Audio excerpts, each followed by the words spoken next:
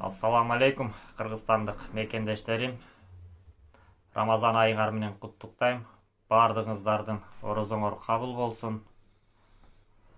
Бул видеомдо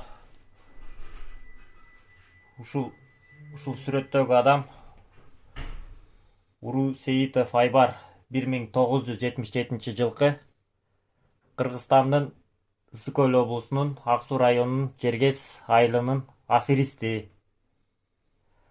Мүмкүн Москвадагылар таанышы мүмкүн.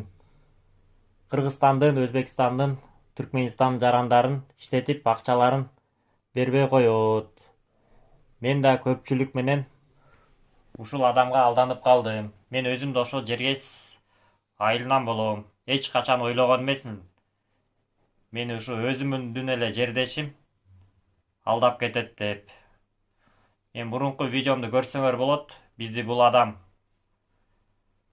согуш болуп аткан жерге башында Крымда иштейсиңер деп, Луганский менен Донецкий областта азыр көптөгөн базалар, военный база, полигон, казармалар салынып атат. Ошол жерлерге иштетти, отделка кылып иштедик биз. Өзбекстандык, Түркменистандык жана биздин жарандар иштеди. Бул убадасына турган жок. Күнүнө 5000ден аласыңар деген бизде. Эч ким башында кичине акча берип атты. Аванс катары.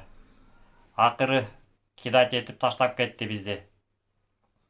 Мен кече жакында эле келдим үйгө. Ал жер азыркы убакта ал Луганский менен Донецкий областта биздин Кыргызстандын, Түркменистандын жана Өзбекстандын жарандары калып кетти. Акчалары жок, жолго акчалары жок. Бул айбан адам өзбектер кайрылса билгениңерди кылгыла дептир. Разборго бересиңерби? Эмне кылсаңар ошо кылгыла деп. Бул адамчылыкка жатпайт. Мен бул адам жөнүндө дагы көптөгөн видеолор чыгарам. Мен өзүм деле айылдаш жергездиктерге аябай чоң суммада акчалар карыз экен.